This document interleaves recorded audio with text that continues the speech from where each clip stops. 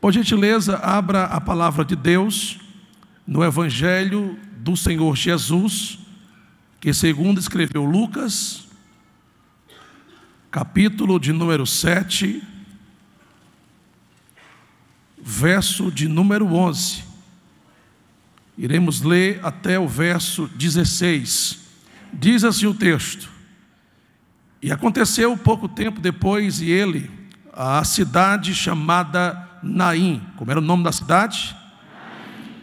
E com ele muitos dos seus discípulos e uma grande multidão.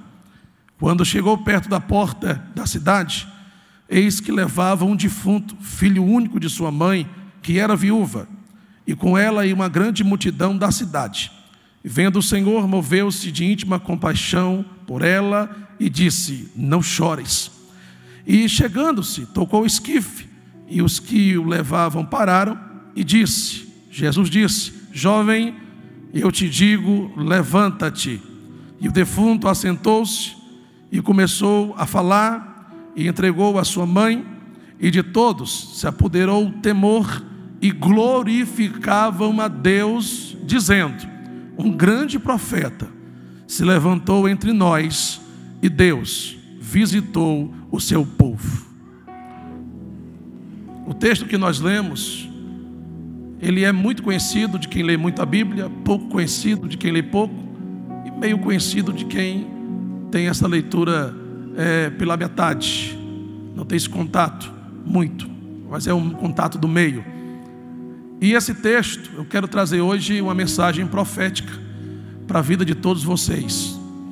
Foi um texto que a priori Deus colocou no meu coração, e eu me sinto em uma responsabilidade muito grande quando se trata de subir ao altar do Senhor e falar aquilo que Ele quer e não de que eu quero. Eu fico despido do homem, do eu, e eu quero somente falar aquilo que Deus tem a falar para a sua igreja. Isso para mim é uma área de confronto que eu quero fazer dessa forma. E às vezes a gente quer falar algo e Deus vai lá e diz: não é isso que eu quero falar. E o bom obediente aceita a vontade de Deus. Isso é fato. E esse texto em que Lucas narra esse grande acontecimento, ele não pode só ser visto de uma forma, mas de várias formas. Para que você entenda o que eu quero pregar nessa noite, ministrar sobre a sua vida. A vida de uma mulher judia era muito difícil na época de Jesus, principalmente se ela fosse viúva. Ela sendo viúva, as pessoas viriam ela com maus olhos, como se alguma maldição tivesse na vida dela e ela tivesse condenada ao sofrimento para o resto da sua vida. Mas a vida não começa ali. Lucas, ele faz uma espécie de uma leitura, um contexto rápido daquilo que aconteceu. Lucas era médico, Lucas discípulo, e Lucas ele era um historiador, mas ele tinha um contato muito fino diante do Senhor, e é tanto que ele compõe essa saga dos evangelhos, onde 3 é sinóticos e um não é, que é João, que a sua estrutura de escrita é outra. Mas Lucas faz essa trilogia com Marcos e Mateus, porque também é de grande valia, um homem inspirado. Não era totalmente de família judia, sua família era misturada, como diz no Nordeste. Mas enfim, Deus rompe essas barreiras da etnia e chama quem Ele quer, levanta quem Ele quer, e Ele usa porque Ele é Deus. Então Lucas é espécie deste homem que não é totalmente um judeu, mas ele tem uma revelação de Deus. É isso que importa. E ele escreve isso e resume muita coisa, porque a vida de uma mulher judia, ela tinha sonhos.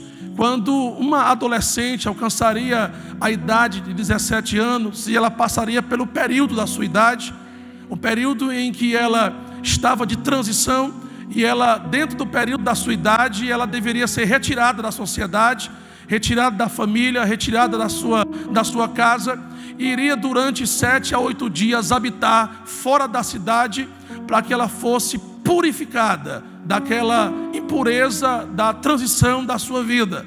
Então esse período era muito conturbador, esse período era muito difícil para essa adolescente que está alcançando aquela idade, porque ela ficaria separada, ela ficaria ali, e depois de um tempo a mãe ia agora resgatá-la, iria inserir ela no seio da cidade, da sociedade e principalmente da família. E ali é que começava a sua vida. Quando ela completasse 17 anos, ela queria casar. Era um dos seus maiores sonhos. O segundo sonho que ela tinha era de ter filho aos 19 anos. Veja que aqui não tem algo precoce, é algo de sonho. E não existe sonho precoce. O sonho vai se realizar dentro do campo espiritual. E aquilo que Deus te prometeu, Ele vai cumprir, porque Ele é fiel. E essa mulher que é viúva, que Lucas apressa esse contexto, ela não nasceu com esse tipo de sofrimento que agravaria-se. Não, ela era uma moça, ela foi uma jovem, e ela vai crescer. E crescendo, cresce com sonhos. Mas os seus sonhos vão nem todos se cumprir. Ela consegue casar, ela consegue gerar filhos. E aí ela vai agora ela vai ser vítima da vida.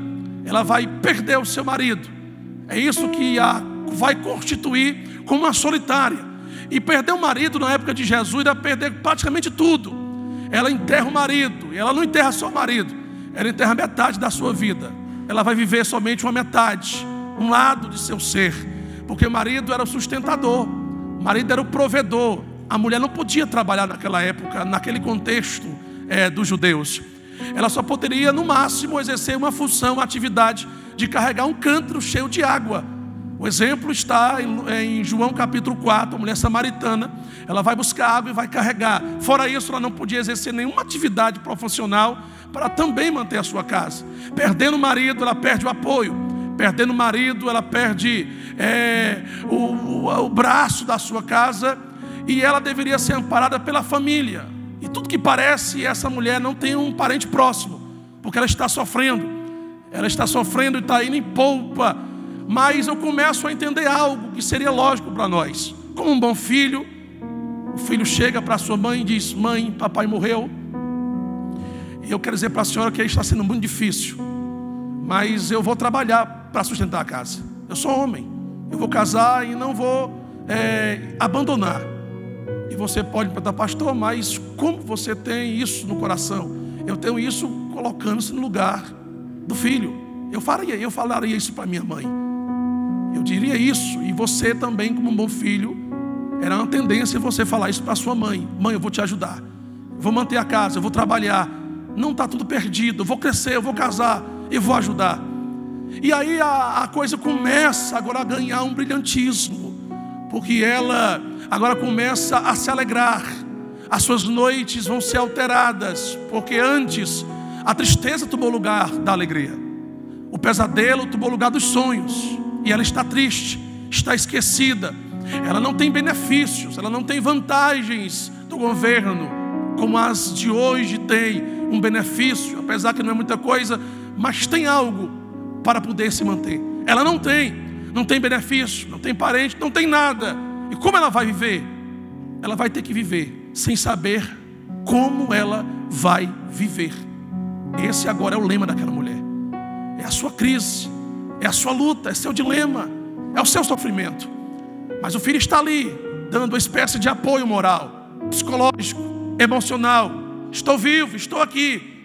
E você imagina aquele sorriso começa a se abrir, como o desabrochar de uma flor. E ela vai se alegrando, vai tentando esquecer, vai lutando contra o seu emocional, uma luta interna, uma guerra dentro do seu ser, de estar só. E nunca mais vê o sorriso do marido, nunca mais vê o calor, o abraço. Mas ela vai vencendo. Ela é uma guerreira. E de repente, quem morre? O filho. Agora não morre mais o filho. Tudo para ela acabou. Não é mais a metade que fica, é a outra que vai. Quando ela enterra o filho, ela enterra toda a sua esperança. A única esperança está sendo enterrada. E ela vai ter que agora conviver com aquilo que ela não queria. Por exemplo, na cultura judaica, quando alguém perdia um parente, duas coisas dentro da cultura acontecia. Primeiro, o governo enviava para a casa da pessoa que perdeu o parente uma espécie de pranteadores, pessoas que iriam chorar. Elas tinham a missão de chorar. E se alguém perguntasse: você conhece o defunto? Não. E por que você está chorando? Porque eu fui pago para chorar. Sabe que idade o defunto tinha? Não, nem precisa saber. Você sabe o nome do defunto? Também não sei. Eu fui paga para chorar.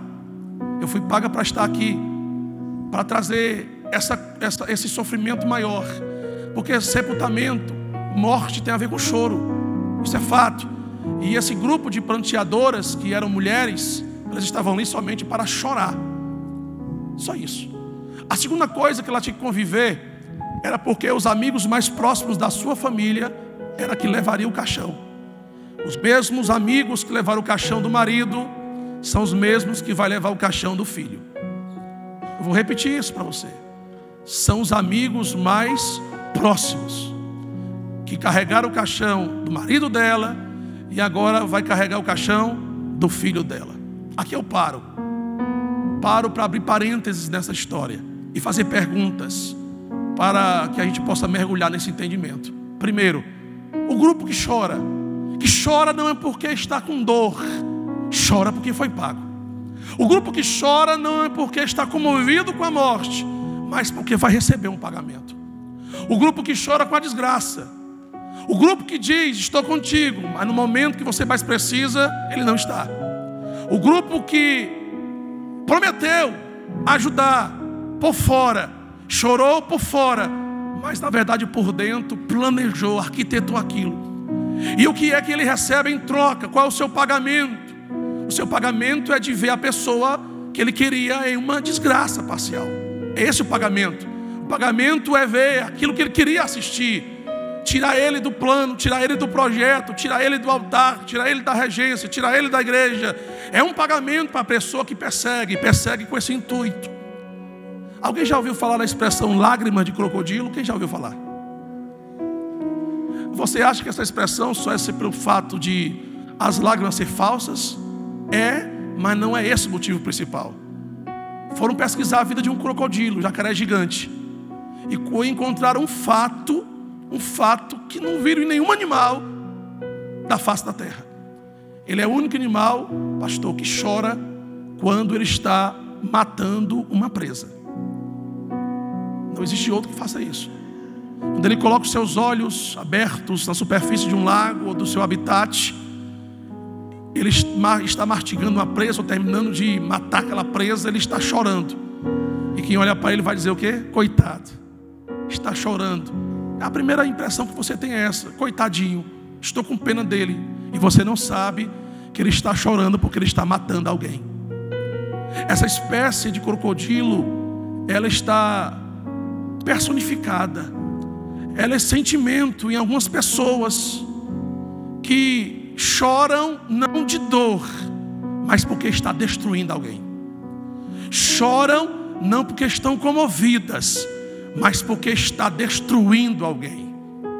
Não é todo mundo que infelizmente abraça que está do nosso lado.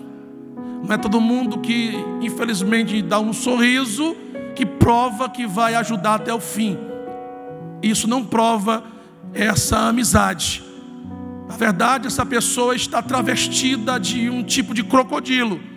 Ela está perseguindo, ela está querendo matar, está chorando, mas esse choro não é de dor. Esse choro por dentro é uma alegria, porque ela está matando alguém.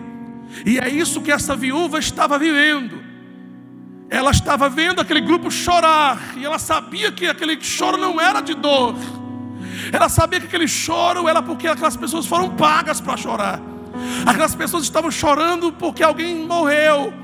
Não é pela morte, pelo fato de se enterrar, é pelo fim de uma vida. E aí elas vão ganhar devido a essa desgraça. Quanto mais morte, mais vai ter choro falso e vai ter mais pagamento. Mas Deus me trouxe aqui nessa noite como um profeta na tua vida, que aqueles que agem dessa forma, que são crocodilos disfarçados de gente, eles não vão ver o teu fim. Tentaram colocar um ponto final na tua vida, na tua história, na tua família, nos teus sentimentos, no teu casamento, no teu teu trabalho, na tua forma de se comportar, mas eles estão errados, porque a última palavra é de Deus. E eles vão chorar, mas vão chorar realmente com sentimento de falência e de fracasso, porque eles tentaram, mas não vão conseguir, porque há uma promessa sobre a tua vida, sobre a tua casa, sobre a tua família. E a promessa é maior do que você passa, a promessa é maior do que o seu sofrimento, a promessa é maior do que a luta, do que a intempérie, a promessa é maior do que a tua dor, porque aquele que prometeu, ele é fiel para cumprir. E se você crê nisso, levante a sua mão, abra a sua boca, só para adorar. Elemanto e priaciar. Só que tem coisa que trava a gente, porque deu certo a primeira vez, irmão, e tem tudo para dar certo a segunda.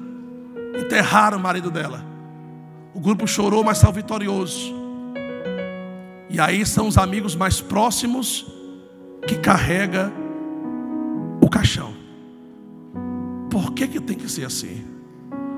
Por que sempre tem que ser os mais próximos que tentam carregar o teu caixão? Você já ouviu falar que uma decepção vem de longe? Não, ela só vem de perto.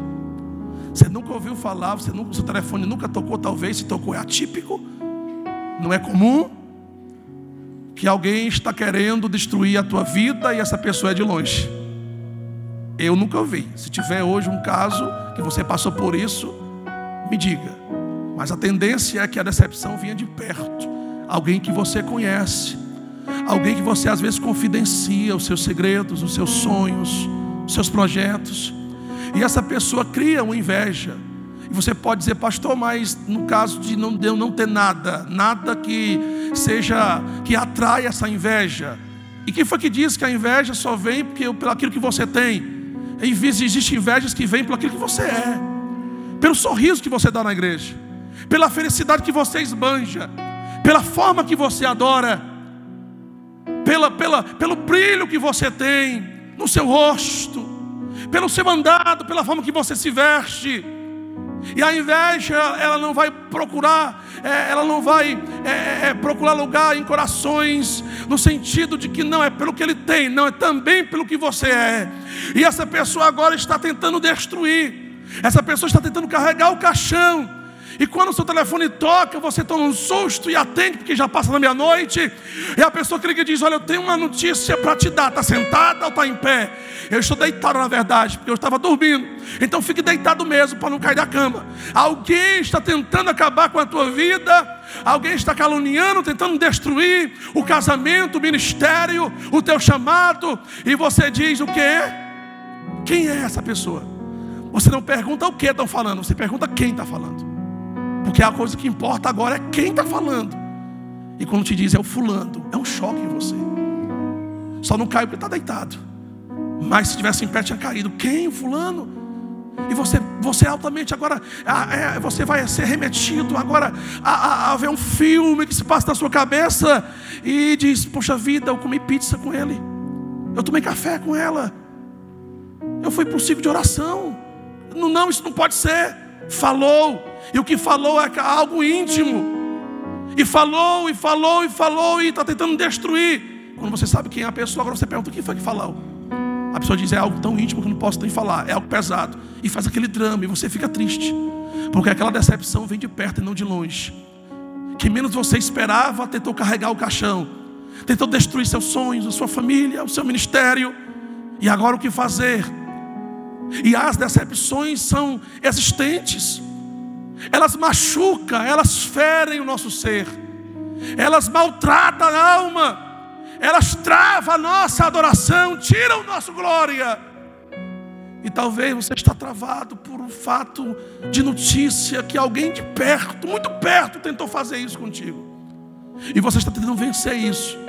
E a coisa boa é que você está aqui, e não é porque é forte, é porque você veio adorar a presença daquele que é poderoso para te fazer superar esse problema. Mas você talvez deveria estar aí no hospital. E uma pesquisa foi feita e disse que há pessoas que estão lá, que não conseguiram perdoar aquelas que lhe feriram. estão lá e não conseguem liberar perdão e não vão ser curadas, porque essa cura não depende de uma oração, depende de um liberar de sentimentos. A pesquisa foi feita e diz que do meio evangélico, há pessoas que estão doentes, leitos de hospitais, e não conseguem se levantar, porque diz: eu não vou perdoar aquela traição, aquela decepção de quem tanto eu ajudei. Mas ela não entendeu que a decepção vem para te mostrar que Deus tem algo melhor para a tua vida, que Deus tem algo maior para a tua casa, que Deus tem algo mais poderoso para te entregar. E você está aqui não é por motivo de merecimento. Você está aqui porque você confia em um Deus que, mesmo você estando em decepções, Ele vai erguer você, Ele vai te ajudar. Eu vim aqui para te dizer que tentaram carregar o teu caixão a primeira, e aí você sofreu uns baques, mas essa segunda vez não vai dar mais certo, porque Jesus está chegando aí para intervir nessa história. Ele está chegando aí para repreender esse demônio. Ele está chegando aí para arrancar, para tirar as forças do adversário. E você não vai morrer nessa prova que você passa. Podem chorar à vontade de falsidade, podem tentar quebrar o caixão. Ele vai chegar e vai dizer: é a minha palavra que basta, sou eu Deus. Quem crê, levanta a mão, abre a boca para adorar, porque é a promessa de Deus. Jesus está chegando aqui. Aqui Ele já estava. Eu me refiro à mensagem no tocante da tua história. E quando Ele chega para tocar. Ele chega para transformar. Muito rápido agora, eu vou falar algo para você. Jesus, Ele chega com a multidão que vem de outra cidade. Ele vai passar direto, na verdade. E uma multidão de dentro de Naim vai ter que sair, porque é uma procissão fúnebre. E a viúva tem uma certeza. Qual é? Que ela vai enterrar a criança. Só isso. Ela não dá uma palavra, porque ela não consegue. Ela está vivendo a mesma história, a mesma coisa pela segunda vez. E uma dor que você vive pela segunda vez, ela é multiplicada. Incrível isso. A sensação é de segunda vez, mas parecia de 10 vezes. Ela não tem palavras. Ela vai enterrar o filho. O grupo que chora, chora, querendo que chegue o final para depois receber o dinheiro. E o grupo que carrega o caixão, carrega, porque são os amigos mais íntimos e encarregavam disso. E quando chega na porta da cidade, o que acontece? Jesus para na porta da cidade. Quando Ele para, o que acontece? Um tipo de bloqueio. Porque veja, a multidão está dentro e não vai sair, porque a de fora para também, não vai entrar. E a porta está aberta, mas a porta está fechada. Pastor, isso é um erro de redundância. Não, escute, isso não é explicado com uma regra gramatical. Isso é entendido espiritualmente. O acesso existe, porque toda a cidade tinha uma porta, mas ninguém pode passar, porque há um bloqueio. Jesus para na porta, e aí quem está dentro não pode entrar, e quem está fora não pode, e quem está dentro não pode sair, e quem está fora não pode. Vamos lá de novo. Quem está dentro não pode, e quem está fora, porque não pode. Está tudo bloqueado. É isso que Jesus faz. Há o acesso, mas Ele fechou a porta, pastor. Mas quando você ora como? Deus, abra a porta, é ou não é? Eu nunca vi ninguém orar para Deus fechar a porta. Tipo assim, você ajoelha e diz: Jesus, pode fechar a porta que eu sou crente, pentecostal. Carteira assinada. Até a carteira que eu tenho pega fogo. Pode fechar a porta que eu vou para o manto. Eu nunca vi ninguém fazer isso. Você sempre ajoelha e ora e diz: abra a porta, é ou não é? Abra a porta. Só que tem hora que Ele não abre a porta. Por quê, pastor? Porque tem porta que não é Ele que abre. Assim como Deus abre porta, o diabo também abre porta. Assim como Deus levanta, o diabo também faz essa espécie de alavancagem mentirosa. E aí tem porta que não é para você entrar, porque se você entrar depois dela você morre. Vai para um leito, porque não era a tua porta, não era a tua vez, não era a hora. E Jesus fecha a porta e diz: você não vai passar nessa porta. E se fosse esse grupo de hoje, essa massa, não essa, mas o que eu falo é essa massa e um todo, Ela queria: eu quero passar nessa porta. Chuta a porta, quebra o cadeado, faz a campanha, abre, eu quero passar. E Jesus diz: você não vai passar nessa porta. Mas o problema é que a gente associa o milagre à porta aberta. Porta aberta significa o quê? Milagre. Porta aberta significa o quê? Bênção. É ou não é? Porta aberta significa que uma vitória vai chegar para você. Por isso que você ora para Ele abrir a porta. E aí, só que essa porta não abre. E aí você pensa o quê? Então não vem vitória, não vem a bênção, não vem a minha cura. E aí você está enganado. Eu quero pregar, eu estou pregando algo na contramão do que você entendeu fora desse contexto. Porque Ele para e fecha a porta. Não fecha materialmente, mas fechou espiritualmente. Ninguém vai passar. E ninguém passa porque Ele não quer. Ele bloqueou a porta. Aí você fala, grita: pastor, o que eu vou fazer com a porta fechada? Nada, ela está fechada e vai continuar fechada. Por quê? Quem crê em profecia aqui? Quem crê em profecia? Levante a mão, segura ela aberta agora. Segura ela aberta, não sei qual vai ser a intensidade do seu glória, mas eu vou profetizar. Terrebe fácil de candará para ver. Quando eu profetizar, você vai fechar a mão como um gesto que recebe essa profecia. Esqueça tudo. Você não está preocupado mais com a porta. Você não tem mais preocupação, na verdade. Você só quer receber por revelação essa profecia. Então vai lá, abre bem a mão, levanta a mão e segura, porque eu vou profetizar. Porque eu vim aqui como profeta te dizer que o mesmo Deus que faz milagre de porta aberta, Ele também faz milagre de porta fechada. O mesmo Deus que cura de porta aberta, Ele também vai curar de porta fechada. O mesmo Deus que faz festa de porta aberta, Ele também vai fazer de porta fechada. O mesmo Deus que restaura, que levanta de porta aberta, Ele também vai fazer de porta fechada. O mesmo Deus que dá vitória de porta aberta, Ele vai te dar vitória de porta fechada. Quem crê, fecha a mão, abre a boca para adorar, porque está difícil, mas vai ter bênção na tua casa. Vai estar estreito, mas você vai adorar. Não vai perder culto, não vai desistir, não vai acabar. Deus me trouxe aqui para te dizer que ninguém põe um ponto final na tua história. Ponto final é que acabou, e a vírgula vai ser colocada por Deus, porque quando Deus coloca uma vírgula, Ele está dizendo: a tua história vai continuar. A tua história vai continuar. Recebe essa promessa. É de porta fechada que você vai adorar. É de porta fechada que você vai pagar o que você precisa que seja pago. É de porta fechada que vai ter cura nessa noite, em nome do Senhor. É de porta fechada que vai ter milagre na tua vida. Eu não costumo fazer isso, mas por gentileza, olhe para o irmão do seu lado e diga: vai ser de porta fechada. Não, assim não, mais forte. Você é profeta, que é isso? Vai ser de porta fechada. Diga assim: as coisas não estão dando certo ao seu redor, mas Deus vai fazer milagre. Ele é para se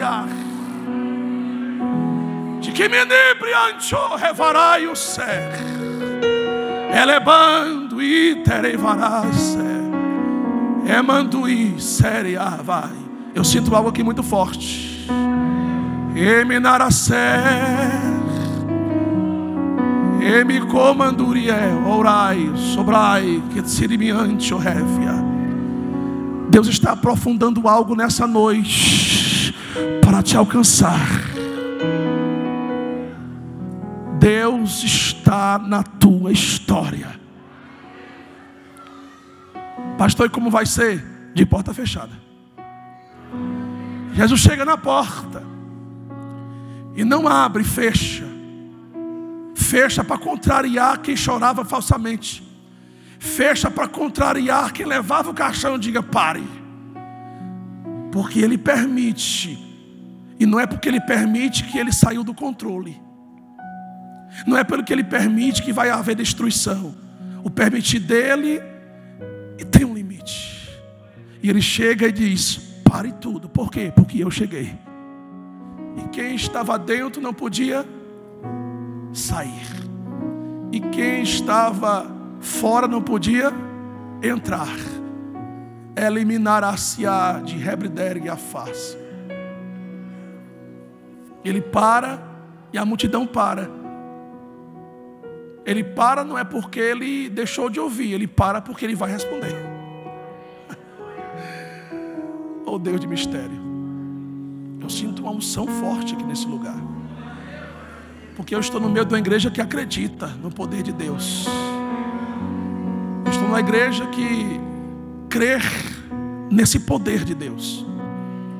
E essa igreja é marcada por essa crença, porque acredita naquilo que Deus faz, naquilo que Deus é e naquilo que Deus fala. Por isso que é cheio de profeta que vem, que vai nessa igreja, porque é Deus que traz, pastor. Porque a igreja acredita nisso, e acredita porque não tem medo de errar. Porque há denominações que têm medo da profecia do profeta, porque houve falhas. E quando há falhas demasiadamente, eles têm medo de vir falar aquilo. Mas você não tem, porque você não errou porque não quis. Foi algo que foi acidental. Não deu certo a primeira, e não é porque não deu certo a primeira que vai dar certo a segunda. Deus está lhe dizendo que não importa a quantidade de tentativas que você fez, o que importa é que Ele tem para a tua vida nessa noite. Ele para fazer o milagre de porta fechada. Jesus para na porta. Ele diz: não vai ter mais sepultamento, não vai ter mais enterro. Por quê? Porque eu cheguei. O grupo que chora agora sorri e diz: olha, sei nem quem é esse homem. Chega e diz: não vai ter sepultamento. Tá brincadeira com a gente. Quer receber meu dinheiro no final que eu chorei. O governo me paga. Os amigos da família, quem é esse? Ninguém sabe. Mas ele fechou a porta. Porque é melhor você vivo do lado de cá do que morto do lado de lá. É melhor você quebrado do lado de cá da porta do que sem nada do lado de lá. Porque do lado de cá da porta Ele está contigo, e do lado de lá, não sei. Você está entendendo essa mensagem? É melhor você aqui do lado de cá do que do lado de lá. Porque o mesmo vento que sopra aqui também sopra lá fora. Só que lá fora tem um problema. Além do vento soprar, ele não está lá, ele está aqui. E aqui tem uma vantagem gigantesca. O vento sopra e ele transforma em uma grande brisa na tua vida. Porque essa porta você não vai passar momentaneamente, porque o milagre não está do lado de lá, está do lado de cá. E se você sai, não tem milagre. Se você vai, não tem milagre. E aí esqueça a reunião do gabinete com o pastor, que você dizer: desisto. Desmarca a reunião dentro de você. Não faça mais isso. Porque nessa porta fechada, um grande milagre de Deus vai acontecer na tua vida. Ele vai tocar no caixão, no esquife, para contrariar tudo e a todos. Porque há certezas ali. E a única e absoluta certeza é que aquela mulher vai enterrar a criança. Mas o Senhor chega e diz: não vai ter mais sepultamento. Você imagina alguém que leva para o cemitério da cidade a medida do corpo do defunto, para que cava a cova normal, do mesmo tamanho. Chega lá e diz: não vai ter sepultamento, porque o coveiro ganhava pelo corpo que ele enterrava. E aí ele é agora confrontado e diz: olha, não vai ter mais sepultamento. Por quê? Porque o Jesus levantou o defunto. Eu vou repetir. É livre canto e seria. Pensaram que ia ganhar com teu fracasso, vão ver você de pé. Pensaram que porque não deu certo uma, você também não ia dar certo da segunda vez. Estão enganados, porque Jesus chegou. E quando Ele tocou, Ele deixou evidente e disse: eu te digo. Porque Ele disse eu, pronome, Ele aplica. Porque eles disseram que ia ser enterrado. Esses disseram que ia haver morte. Mas eu, Senhor, te digo: não vai ter morte. Por gentileza, fique de pé.